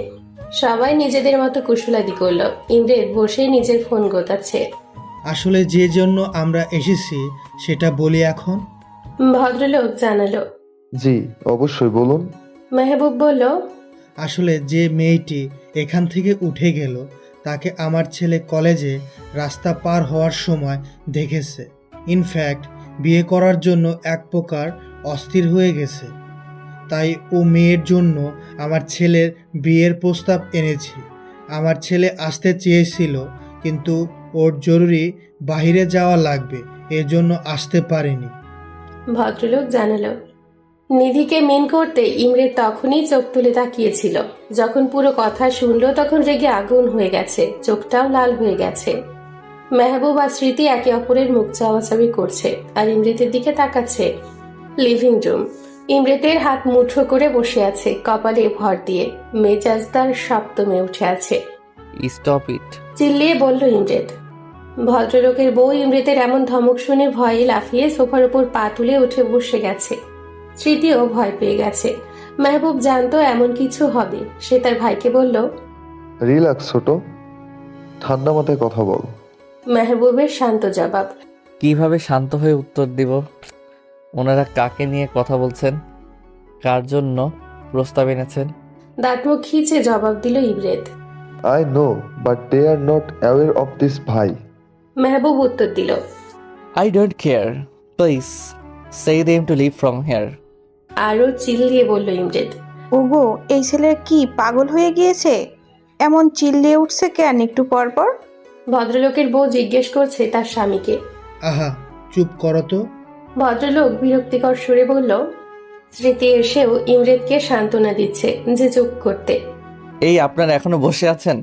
উঠেন, যান এখান থেকে। ইমরেত চিল্লিয়ে বলছে। এমন চিল্লাপাল্লা শুনে মাহিকে ঘরে বসিয়ে আসলো কার্টুনের চ্যানেল দিয়ে, আর নিজে নেমে আসলো নিচে। নিধিকে নিচে দেখে ইমরেত মনে হচ্ছে আরো ক্ষেপে গেছে। তুমি নিচে নামছো কি জন্য? পা বেশি বড় হয়ে গেছে? সৌন্দর্য দেখাও সবাই রে। ইমরেত নিধির কাছে এসে জোরে জোরে কথাগুলো বলল। আরে এই লোক পাগল হয়ে গেল নাকি? আমি আবার কি করলাম? মনে মনে ভাবছে নিধি। নিধি, তুই উপরে যা বোন। স্মৃতি এসে বলল। কি হয়েছে বলবা তো? এমন করছো কেন সবাই তোমরা? নিধি অবাক হয়ে বলল। তোমার সবকিছু এত জানার শখ কেন? যেতে বলছে যেতে পারছো না? নাকি নিজে যে সুন্দরী এটা নেচে গিয়ে সবাইকে দেখাতে হবে? একটা কথা কারো শুনো না, যত বড় হচ্ছে তত বেশি বুদ্ধি হাঁটুর কাছে যাচ্ছে। এত বেয়াদব কেন? তুমি কলেজে কি পড়তে যাও নাকি ছেলেদের নিজের রূপ দেখাতে যাও যে বাসায় প্রস্তাব আসে তোমার জন্য? ইমরেত চিল্লিয়ে বলছে। আচ্ছা, পাগলের ফ্যামিলিতে ছেলে আমার মেয়ে পছন্দ করলো? ভদ্রমহিলা বিরক্তির সুরে বলল। You shut your mouth. আমার বাসায় আমার বউয়ের জন্য প্রস্তাব আনেন? আপনার সাহস তো কম না? বেরোন এখান থেকে, আউট। ইমরেত তাদের দিকে ঘুরে জোরে চিল্লিয়ে বলল। ভদ্রলোক তার বউকে নিয়ে সুরসুর করে বেরিয়ে গেল। আর তুমি ছেলেদের সাথে এত মেলামেশা কেন? নিজে যে মেয়ে সেটা কি ভুলে যাও? কতবার না করেছি মিশতে, বলো কতবার? আসলে আমারই ভুল হয়েছে। এমন অল্প বয়স্ক মেয়েকে আমি ভালোবেসেছি। মাথায় একটু বুদ্ধি নাই, ঢ্যাং ঢ্যাং করে নিচে নেমে চলে এসেছে। আরে ভাই, সামান্য তো নিজের বুদ্ধি কাজে লাগাও। ইমরেত নিধির বাহু ধরে কথাগুলো বলছে। নিধির চোখ দিয়ে গলগল করে পানি পড়ছে। এতগুলো কথা সে প্রথম শুনলো ইমরেতের থেকে। হ্যাঁ, সে জানে ইমরেত তাকে দেখতে পারে না, কিন্তু তার মনে তাকে নিয়ে এত তিক্ততা। ছেলে বন্ধু কই তার? যে দুইটার সাথে কথা বলে তাদের অলরেডি গফ আছে, দুজনকে ভাই হিসেবে দেখে। যারা বিয়ের প্রস্তাব নিয়ে এসেছে তো এখানে তার কি দোষ? মানছে সে একটু কম বুদ্ধির মেয়ে, তাই বলে এত কথা শোনাবে তাকে? কয়দিন আগে সে না প্রেম নিবেদন করলো? তাকে নিয়ে সেও কিছু কিছু ভাবতে শুরু করেছিল। সব কি মোহ ছিল? নিধি মনে হচ্ছে আর দাঁড়িয়ে থাকতে পারছে না।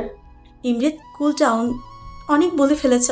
স্মৃতি আর কিছু বলতে যাবে, যার আগে ইমরেত বাধা দিল। ওকে বলো আমার চোখের সামনে থেকে চলে যেতে। আমি নিতে পারছি না ওকে আর। ইমরেত কড়াভাবে বলল। স্মৃতির বিস্ময় হয়ে তাকিয়ে আছে যে রাগের শিকার হয়ে ইমরেত নিধিকে যতগুলো কথা শোনালো, এর ফল না তাকে পস্তাতে হয়।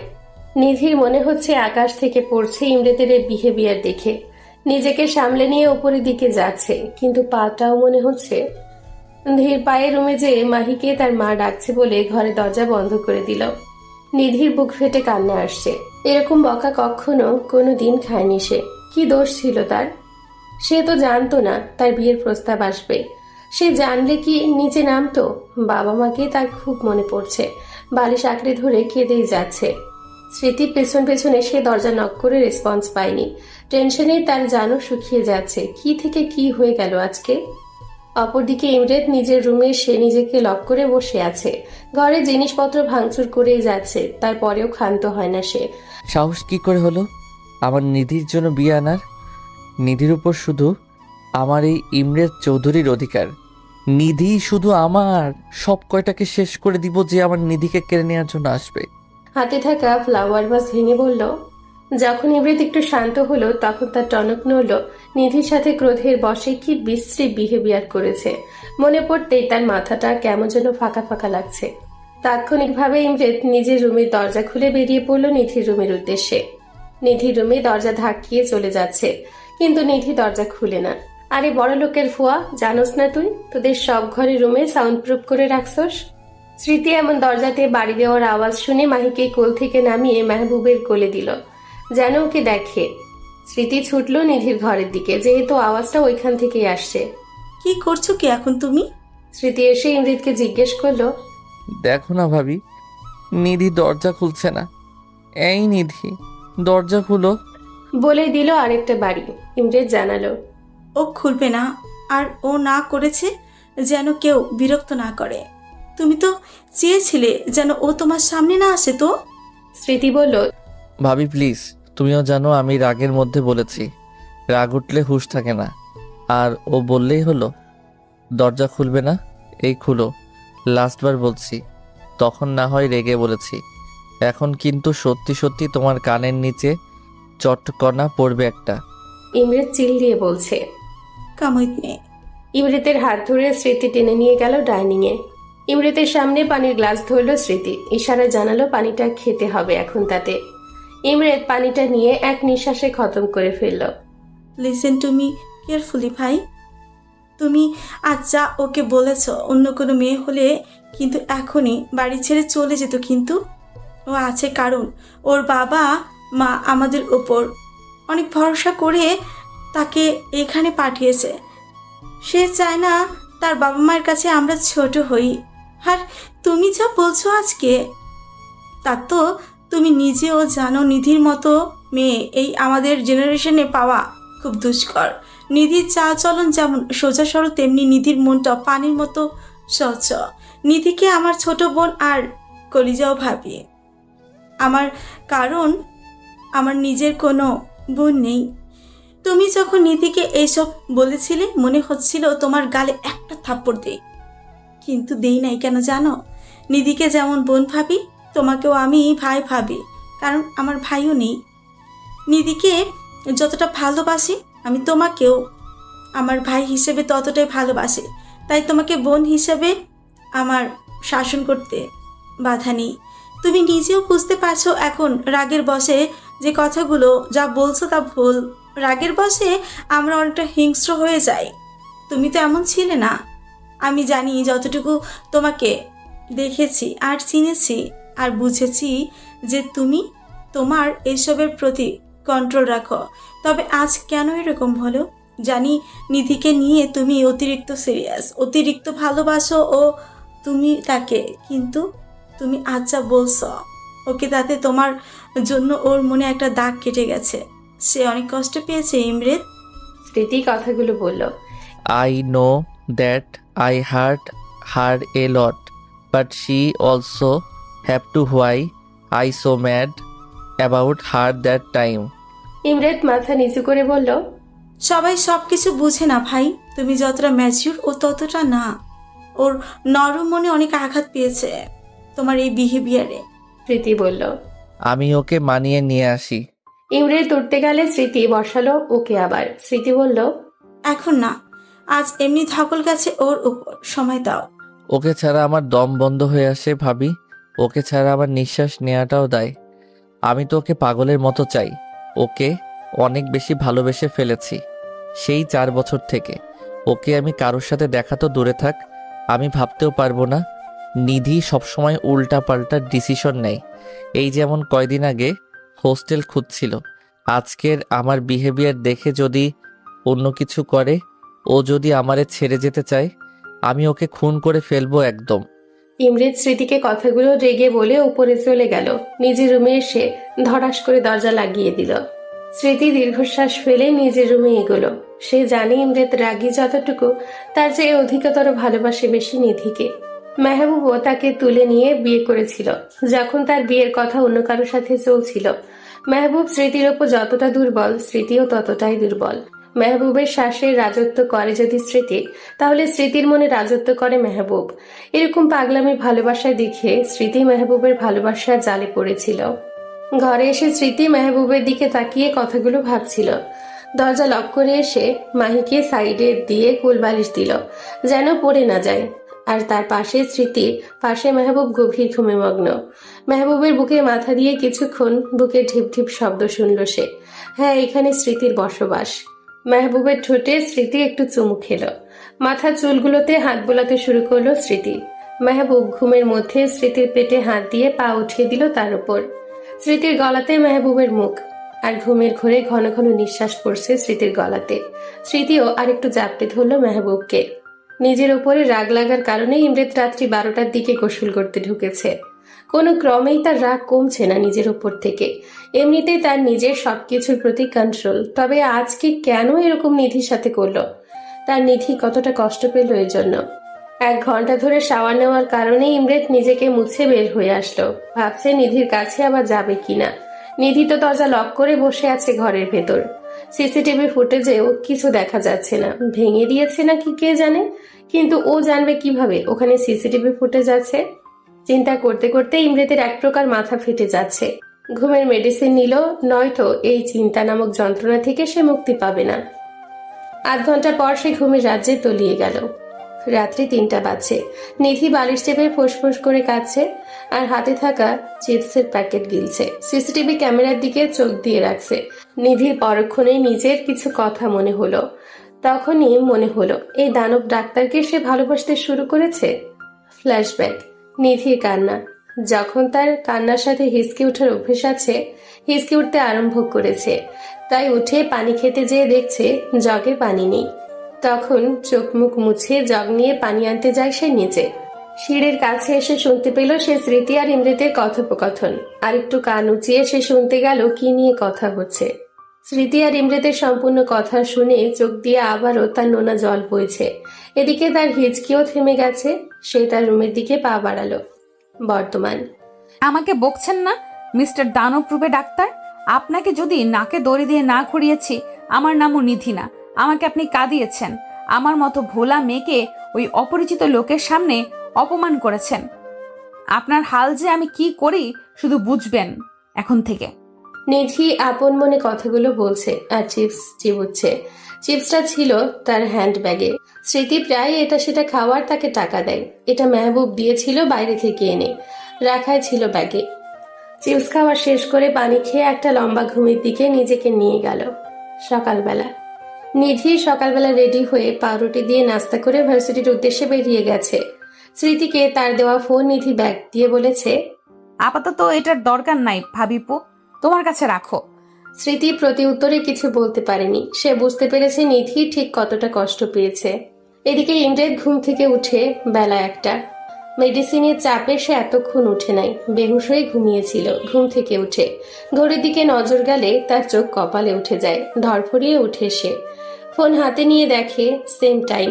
অসংখ্য মিসড কল, তবে বেশিরভাগ অফিস আর হসপিটালের, আর কিছু স্প্যাম কল। তাড়াতাড়ি করে ওয়াশরুম থেকে ফ্রেশ হয়ে আসে। নিধি রুমের দিকে গেল, গিয়ে দেখে দরজা খোলা, কিন্তু নিধি নাই। ইমরের টি শার্টটা ঠিক করতে করতে নিচে গেল স্মৃতির কাছে জানতে। মাহিকে গোসল করিয়ে খেলনা দিয়ে ঘরে বসিয়ে রেখে স্মৃতি নিচে আসছে মেহবুবের টিফিন কেরিয়ার অফিসে পৌঁছে দেওয়ার জন্য। সে কিচেনে বসে সেইগুলা টুকটাক রেডি করছে। ইমরেত হন্তদন্ত হয়ে ছুটে আসছে স্মৃতির কাছে, কপালে তার বিন্দু বিন্দু ঘাম। ভাবি নিধি কোথায়, খুঁজে পাচ্ছি না যে। ইমরেত হাঁসফাঁস গলাতে বলল, আরে তুমি এমনি শ্বাস নিচ্ছ কেন? বিপি লো হয়ে গেছে নাকি আবার? দেখি বসো। স্মৃতি অস্থির গলাতে বলল, আমি ঠিক আছি, আগে তুমি বলো নিধি কই? ফোনটাও অফ দেখি। ও কি ফোন রেখে গেছে? ইমরেতের পাল্টা প্রশ্ন। ভাই বসো আগে। নিধি ভার্সিটি গেছে আর কালকে বকা খেয়েছে তো এই জন্য ফোন নেয়নি। আসলে তুমি কথা বলো না কেমন? স্মৃতি শান্তভাবে বলল। না ভাবি, আমি ওর ভার্সিটি যাব। ইমরেত এই বলে পা বাড়াতে গেলে স্মৃতি থামায়। হ্যাভ সাম পেশেন্স ভাই। স্মৃতি বলল। হুম। ইমরেত ক্ষীণ স্বরে বলল। স্মৃতি মেহবুবের টিফিন পাঠিয়ে ফোন থেকে মেসেজ করলো মেহবুবকে। যা দিয়েছি তা যেন ব্যাগ না আসে, ব্যাগ আসলে ঠোঁটের ছাল তুলে নিব আমি। স্মৃতি ইমরেতকেও খাইয়ে দিল। স্মৃতি বুঝেছে ইমরেত কালকের বিহেভিয়ারের জন্য ভয়ে আছে। নিধি না কিছু করে বসে, কেমন শান্ত লাগছে তাকে। আল্লাহর কাছে সব ঠিক করে দেওয়ার জন্য বলছে বারবার স্মৃতি। মেহবুব কাজ সেরে ফোন চেক করলো, দেখে তার বউ মেসেজ দিয়ে পাঠিয়েছে। মেসেজ দেখে বাঁকা হাসি দিল সে। মেসেজ পড়তে পড়তে ড্রাইভার এসে দরজা নক করে খাবার দিয়ে গেল। এখন তো এই সব খাবো, রাতে তোমাকে না পেলে তোমার ঠোঁটের ছাল তুলে নিব। আমি মেহবুব চৌধুরী। মেহবুব বাঁকা হেসে বলল। নিধি সন্ধ্যায় বাড়িতে আসে, কিন্তু কারোর সাথে দেখা করে না।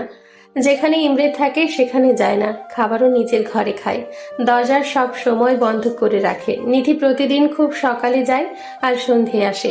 এইভাবে কেটে যায় বেশ কিছুদিন। 7 দিন পর এইভাবে নিধির বিহেভিয়ার 7টা দিন ধরে চালাচ্ছে। ইমরেতের বাড়িতে থেকেও ইমরেতের সাথে দূরত্ব বজায় রেখে চলছে। ইমরেতের এদিকে দম বন্ধ হয়ে আসছে। নিধির ওপর এত বেশি রাগ জন্মেছে এই কয়দিনে বলার কথা না। হসপিটালের কোনো সার্জারিতে হাত দিতে পারেনি সে, না অফিসের কোনো কাজে। ইমরেত আজ নিধি নামক একটা বিহিত করেই ছাড়বে। যা বলেছিলাম সেটার খোঁজে। ইমরেতের শান্ত জবাব ফোনের অপর পাশের ব্যক্তিকে কল করে। কামিং। ইমরেত ফোন কেটে বেরিয়ে গেল গাড়ি নিয়ে। নিধি ভর দুপুরবেলা ক্লান্ত শরীরে দাঁড়িয়ে আছে রিক্সার জন্য। মাত্র একটা বাচ্চার টিউশনি শেষ করালো সে। এখনো অনেক বাচ্চা বাকি আছে।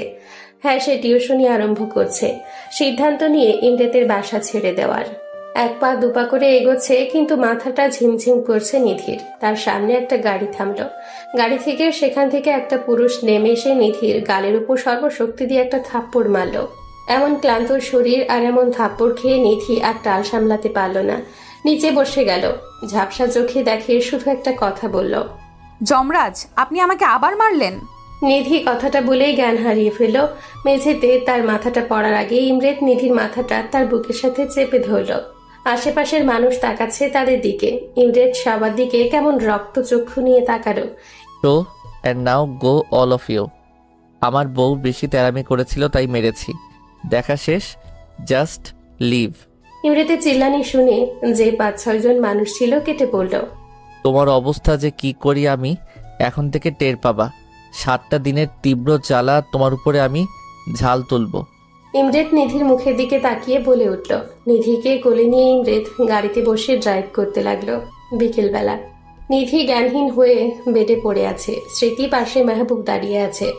ইমরেত হাত মুঠো করে সোফায় বসে আছে। মুখ দেখে মনে হচ্ছে এখনো যমরাজের রাগ কাটেনি। একে কোথায় পেলি তুই? এরকম ভাবে পড়ে আছে কেন? জ্ঞান হারলো কিভাবে? এরকম নানান প্রশ্ন স্মৃতি 2 ঘন্টা যাবৎ করে যাচ্ছে ইমরেতকে, কিন্তু ইমরেত কাউকে কোনো জবাব দিচ্ছে না। ভাই বলবি তো নাকি? মেহবুব এইবার বিরক্তির সুরে বলল। ও 7 দিন যাবৎ ঠিকঠাক খায় না।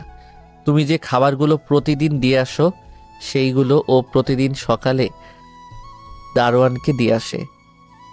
টিউশনি করাচ্ছে এই 7 দিন ধরে, রোদে হেঁটে আসে। ইমরেত দীর্ঘশ্বাস ফেলে বলল। স্মৃতি আর মেহবুব প্রচন্ড অবাক হলো। নিধির মুখ দেখে মনে হচ্ছে এই কয়দিনে ইচ্ছে করে না খেয়ে নিজেকে কষ্ট দিয়েছে। রাগ আমার উপর সেহেতু ঝালটা আমার উপর দিয়ে মেটাতো সে। কেন সে নিজেকে কষ্ট দিল? ও কি জানে না ওর কষ্টে আমার দ্বিগুণ কষ্ট হয়? ইমরেতের শান্ত জবাব। স্মৃতি আর মেহবুব কি বলবে ভেবে পাচ্ছে না। আসলে তাদেরও ভুল। নিধির দিকে কড়া নজর দেওয়া উচিত ছিল।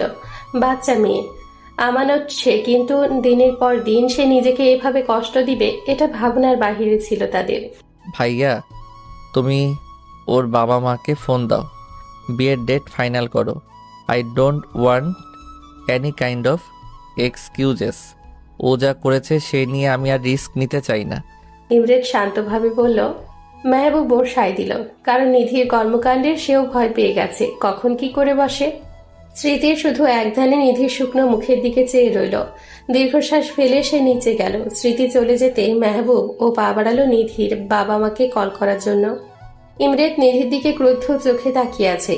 আমাকে কষ্ট দিতে আমি মেনে নিতাম, কিন্তু তুমি তোমার মধ্যে আমার বসবাসটাকে কষ্ট দিয়েছো, সেটা কি করে মেনে নেই বলো? তোমাকে শাস্তি অবশ্যই পেতে হবে। ইমরেদ চল শক্ত করে বলল। সন্ধেবেলা নিধি টিপ টিপ করে চোখ খুলল। আশেপাশে তাকিয়ে বেশ খানিকটা সময় লাগলো সে কোথায় আছে। দুর্বল লাগছে তার নিজের কাছে নিজেকে। নিধির বসা থেকে উঠতেই পরক্ষণে মনে হলো তার সামনে ইমরেদ এসে কত জোরে থাপ্পড় মেরেছিল। মনে পড়তেই চোখে জল ভরে আসলো তার। নিধি চোখ মুছে ওয়াশরুমে গেল গোসল করতে। এরকম ভাবে সে 7টা দিন করছে। গোসল সেরে নিচে যাবে তার আগে স্মৃতি এসে পড়েছে তার রুমে। স্মৃতি নিধির দিকে তাকিয়ে আবার চোখ নামিয়ে নিল। খাবারটা শেষ করো। স্মৃতি শান্তভাবে জবাব দিল। নিধির মুখটা কেমন মোচড় দিয়ে উঠল স্মৃতির মুখে তুমি ডাক শুনে। কি হয়েছে ভাবিপু? তুমি আমাকে তুমি বলে ডাকছো কেন? নিধি স্মৃতির দিকে এগিয়ে স্মৃতির হাত ধরে বলল, কিছু হয়নি। অপরিচিতদের আমি, বয়সে ছোটদের তুমি বলি। স্মৃতি উত্তর দিল, কিছু তো হয়েছে, বলো। আমি কোনো ভুল করেছি?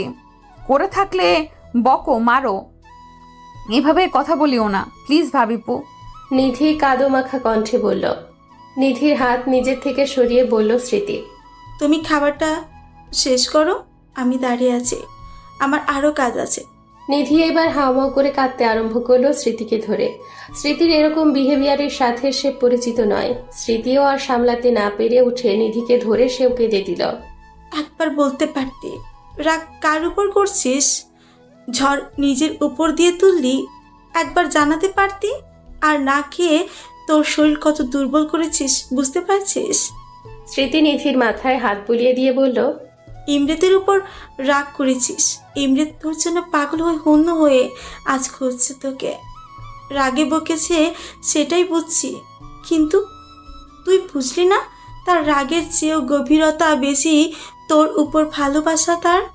ইমরেত তোকে কতটা পাগলের মতো ভালোবাসে, তিলে তিলে কতটা না পাওয়ার যন্ত্রণা ভুগে আসছে 4টা বছর ধরে আমি দেখে আসছি। স্মৃতি কিছুক্ষণ থেমে বলল, আমি যে তাকে খুব ভালোবাসি ভাবিপু। নিধি নাক টেনে জবাব দিল, মানে কবে থেকে? আর ভালোবাসলে এরকম করলি কেন? স্মৃতি অবাক হয়ে প্রশ্ন করল। তারপর নিধি বলতে শুরু করলো সেদিন রাতে স্মৃতি আর ইমরেতের কথা শুনেছে। ইমরেতকে নিয়ে তার আংশিক ফিল নিয়ে বলা সব শুনে স্মৃতিও হতবম্ব।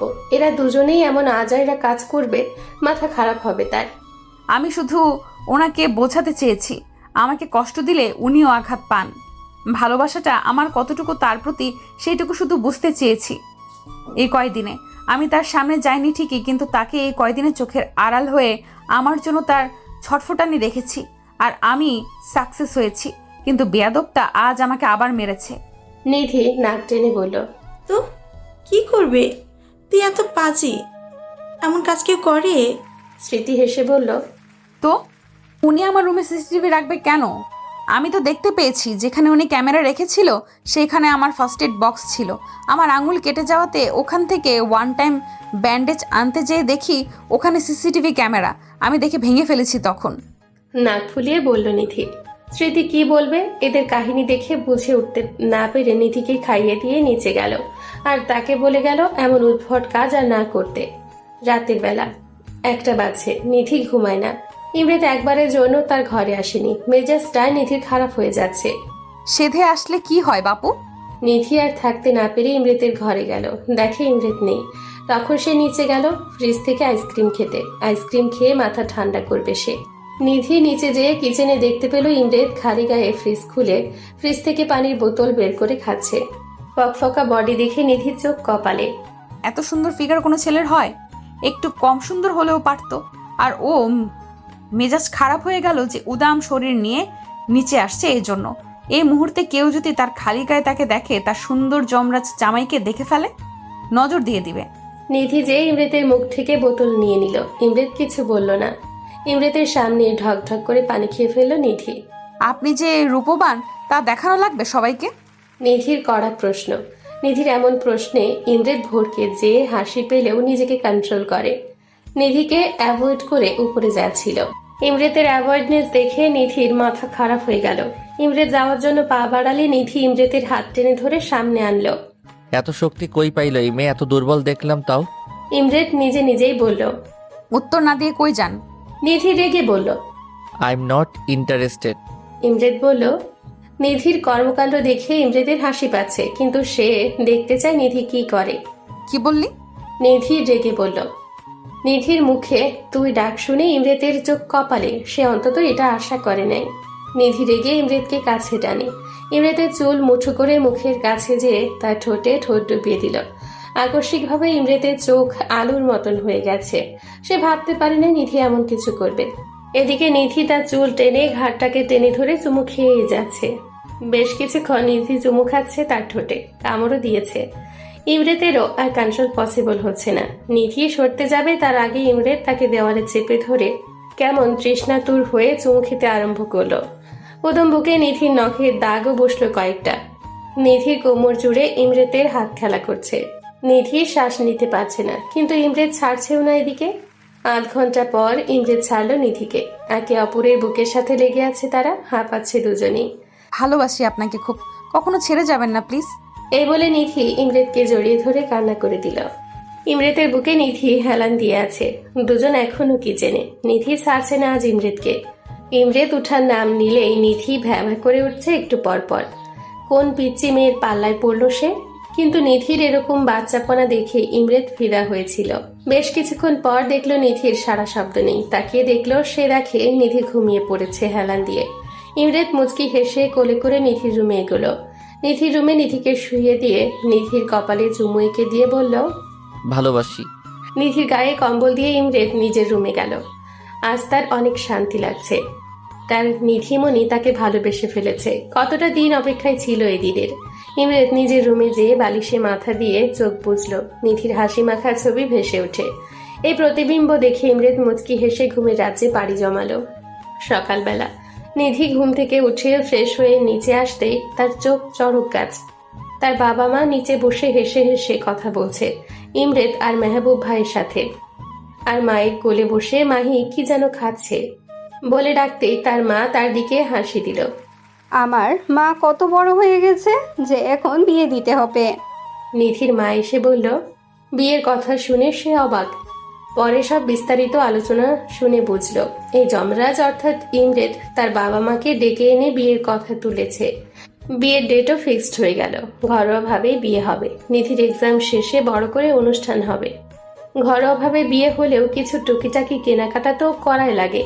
স্মৃতির মন্তব্য, তাই তাদের সিদ্ধান্ত অনুযায়ী আজকে সন্ধে সবাই শপিংয়ে যাবে।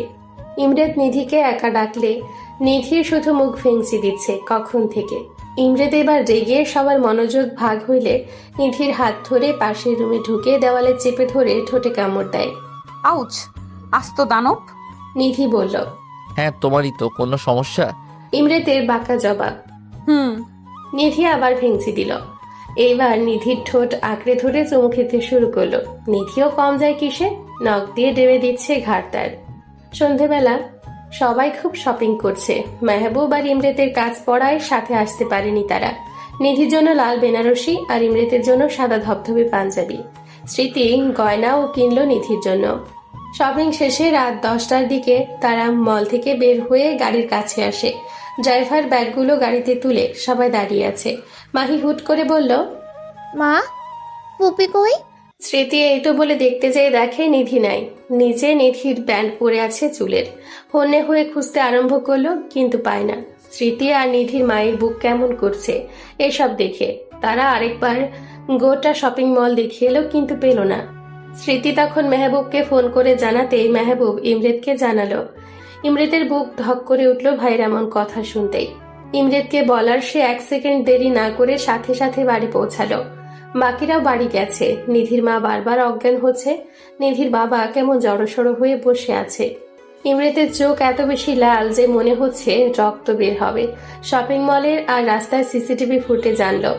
ল্যাপটপে বসে দেখছে সে। দেখতে পেল নিধিকে একদল ছেলে পেছন থেকে অনেকক্ষণ ধরে ফলো করছে। তারা যখন শপিং শেষে নিচে নামলো, সবাই সামনে, নিধি পেছনে দাঁড়িয়ে চুল খোপা করে ব্যান্ড দিতে যাবে। অমনি একটা গাড়ি এসে একটা লোক নেমে নিধির মুখ চেপে গাড়িতে নিয়ে চলে গেল। ব্যান্ড ওখানেই পড়ে রইল। আরে এটা রকি না, জমিদারের ছেলে? নিধির বাবা বলল, নিধির বাবা এমন আর্তনাদে ইমরেতের কাছে সব ঘটনা পানির মতো স্বচ্ছ। সব পুলিশ গোয়েন্দাকে জানানো হলো 1 ঘন্টার মধ্যে তার বউয়ের নিউজ চাই। নিধির মুখে হালকা পানি ছিটা পড়াতেই আধো আধো চোখ খুললে দেখলো চারপাশে বিভিন্ন বস্তা, তাকে চেয়ারে দড়ি দিয়ে বেঁধে রাখা হয়েছে। সামনে তাকালে বসে থাকা মানুষটিকে দেখে নিধির আত্মা শুকিয়ে গেছে। রকি বসে আছে সামনে। তুই কি ভেবেছিস আমারে বিয়ে না করে ওই বড়লোক ডাক্তারকে বিয়ে করবি? আর আমি বসে বসে আঙুল চুষব? তুই শুধু আমার। রকি বিশ্রীভাবে নিধির দিকে তাকিয়ে বলল। নিধি ভয়ে কুকড়ে গেছে, চোখ দিয়ে পানি ঝরছে। ভাগ্যিস তোর মায়ে আজকে বাসে ওঠার সময় রহিমার মাকে বলল তোর বিয়ের কথা। আমার চেলাপেলা ওখানে দিয়ে না গেলে ধরতেই পারতাম না তোরে। বলে রকি এগিয়ে সে নিধির গা থেকে কেমন বিশ্রীভাবে স্মেল নিচ্ছে। দরজাতে টোকা পড়ছে। রকি বিরক্তকর হয়ে বলল, কে রে? তোরা বস, আমি আইতেছি। বলে রকি বেরিয়ে গেল। নিধির মুখে ক্লোরোফর্ম মেরে নিধি বেহুশ হয়ে পড়ল। 2 ঘন্টা পর নিধি আবারও জ্ঞান ফিরল, কিন্তু বাধা অবস্থায়। রকি দেখে আবার আসছে, কিন্তু চাহনি তার বিশ্রী। জেগে গেছস? আয়, পাশর রাতটা সাইরা নেই। রকি বলল, না প্লিজ, পায়ে পড়ি, তোমার ক্ষতি করবে না। নিধির শরীরে কুলোয় না, তারপরেও আকুতি মিনতি করছে। রকি সেই তোয়াক্কা না করে নিধির গা থেকে ওড়না টানতে যাবে, অমনি রকির মুখে লাথি পড়াতে মুখ থুবড়ে দূরে পড়ল। নিধি চোখ তুলে তাকালো, হাসি ফুটল মুখে, চোখ দিয়ে বৃষ্টি পড়ছে তার। ইমরে তাড়াহুড়ো করে হেসে নিধিকে বুকে ধরল। নিধির ফোনে লোকেশন ট্র্যাক করে জানতে পেরেছে সে। নিধির ব্যাগ দেখে দূরে পড়েছে। রকি এগিয়ে আসলে ইমরেত আবারও এক লাথি দিল। রকি নিচে পড়ল, বুকে অনেকগুলো লাথি পড়ছে। রকির ছেলেপেলেগুলোর সবাইকে ধরে নিয়েছে police. You want to touch my wife, you bastard? বলে ইমরেত রকির মেন পার্টে এক লাথি। রকি মা বলে এক চিৎকার দিল। পুলিশ এসে ইমরেতকে থামালো, নয়তো খুন হয়ে যাবে। ইমরেত নিজেকে শান্ত করে। জ্ঞানহীন নিধিকে নিয়ে বাড়ির দিকে রওনা দিল সে। তার জানটা এখনো ধকধক করছে। নিধিকে পেয়ে সবার মনে হচ্ছে জান ফিরে পেল। নিধিকে বেডে শুয়ে ইমরেত নিধির গায়ে ইঞ্জেকশন পুশ করল। বেশ কিছুক্ষণ পর নিধির জ্ঞান ফিরলে সামনে থাকা ইমরেতের দিকে তাকিয়ে হাওমাও করে কেঁদে দিল। Push baby, see I am here. Imret নিজের চোখের পানিটা আড়াল করে নিধিকে সান্ত্বনা দিল। নিধি তার মাকে ধরেও কান্না করে দিল। তখন মাহি বলে উঠল, নো কান্না, অল্লি হাঁচি হবে। সবাই ফিক করে হেসে দিল। আজ সেই অনাকাঙ্ক্ষিত দিন, নিধি আর ইমরেতের বিয়ের দিন। কিছুক্ষণ আগে বিয়ে পড়ানো হয়েছে। লাল বেনারসিতে নিধিকে ইমরেতের কাছে পুতুল বউ লাগছে। আর ইমরেত, সে তো সাদা পাঞ্জাবিতে রাজার চাইতে কম লাগছে না। আজ নিধি ড্যাব ড্যাব করে ইমরেতের দিকে তাকিয়ে আছে। ইশারায় অনেকবার ইমরেত বলেছে চোখ নামাতে, কিন্তু না, সে ইমরেতকে রীতিমতো ঘিরে খাচ্ছে। সবাই এই নিয়ে হাসাহাসিও করছে। নিধিকে ইমরেতের রুমে বসিয়ে রেখে ইমরেতকে দরজার কাছে আটকে রেখেছে সে। তার পাওনা নাকি তাকে দিতে হবে। ইমরেত সময় ব্যয় না করে স্মৃতিকে টাকা দিয়ে দিল। স্মৃতি হেসে ফেলল। যে এত ডেসপারেট বউয়ের কাছে যাওয়ার জন্য। ইমরেত ঢুকে দরজা লাগালো। এদিকে মেহবুব এসে স্মৃতিকে কোলে তুলে নিজের রুমে নিয়ে গেল। আরে করছো কি? বয়স হয়েছে, বুদ্ধি নাই? চুপ, আমার বয়স তো মাত্র 35। তো স্মৃতি কিছু বলতে যাবে তার আগে মেহবুব তার ঠোঁট নিয়ে বন্ধ করে ফেলেছে নিজের ঠোঁট দিয়ে। স্মৃতিকে বেডে শুয়ে দিয়ে মেহবুব বলল, আরেকটা মাই চাই, don't try to stop me. এই বলে স্মৃতিকে আদর দিতে ব্যস্ত হয়ে পড়ল। স্মৃতিও কম কিসে, সেও মেহবুবকে দিচ্ছে ভালোবাসার চাদরে তারা দুজন। ইমরেত দরজা লক করে কাছে আসতে নিধি বলে উঠল, এতক্ষণ লাগে আসতে? ইমরেত ভেবা চাকা খেয়ে গেল নিধির কথা শুনে। আমার গরম লাগে। নিধি বললে। ইমরেত তাড়াহুড়ো করে ঘুমটা তুলে নিধির চাঁদের আলোতে অবসরই লাগছে নিধিকে তার। নিধি ওদিকে বকবক করছে। ইমরেত হুট করে নিধির ঠোঁটে চুমু খেল। নিধি এমন আক্রমণে লজ্জায় নেতিয়ে পড়ল। আজকে কোনো কথা হবে না, আজকে আমাদের অনুভূতির সংমিশ্রণ হবে, আজকে আমাদের নিঃশ্বাস কথা বলবে। ইমরেত কথাগুলো বলেই নিধির ঠোঁট আঁকড়ে ধরল। মেতে থাকলো নিজেদের মাঝে, ডুব দিল তাদের অনুভূতির সংমিশ্রণে।